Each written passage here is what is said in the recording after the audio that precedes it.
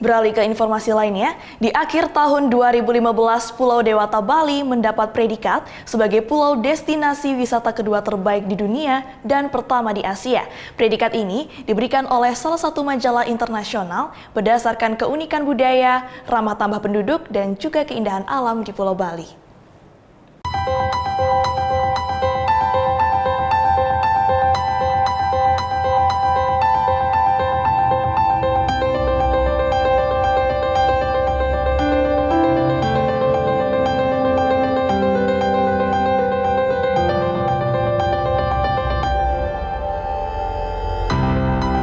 Tahun 2015 diakhiri dengan kado manis untuk dunia pariwisata Bali. Majalah International Travel and Leisure menebatkan Pulau Bali sebagai pulau wisata terbaik kedua di dunia dan pertama di Asia. Di tingkat dunia, Galapagos berada di peringkat pertama mengalahkan Bali. Di Asia, Bali berada di peringkat pertama di atas Maldives dan Phuket di Thailand. Ini bukan kali pertamanya Bali mendapat predikat sebagai pulau wisata terbaik versi majalah Travel and Leisure. Sejak tahun 2009, Pulau Dewata selalu masuk dalam peringkat 3 besar dalam kategori ini.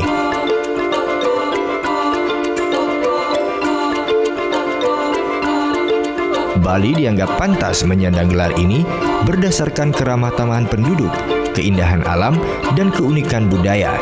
Semua hal tersebutlah yang menarik minat para wisatawan internasional. Gardens, the trips that you can do around the countryside when you see the rice paddy fields, it's very different to being in Perth. I absolutely love it. The Balinese are very friendly, very hospitable, beautiful people. Absolutely beautiful. Can't fault Bali.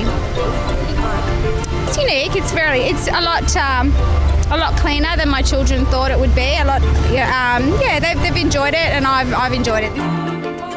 Di tahun 2015 hingga November, dari target 4 juta wisatawan asing, Bali sudah mencapai 3,6 juta. Namun sayangnya, hingga saat ini para wisatawan yang datang masih terpusat di kawasan Bali Selatan, yaitu sekitar kawasan Kuta hingga Nusa Dua saja. Pemerintah Provinsi Bali berencana memperbanyak desa wisata yang diharapkan bisa mengembangkan kawasan lainnya di Bali. Apalagi pariwisata adalah tonggak utama Pulau Bali. Ini sudah memang masyarakat Bali memang bekerja karena kita tidak mempunyai sumber daya alam yang lain daripada pariwisata. Jadi mau tidak mau ya ini harus kita garap. Kita harus amankan dari segala hal-hal yang tidak baik. Dan pariwisata itu sangat rentan dengan isu.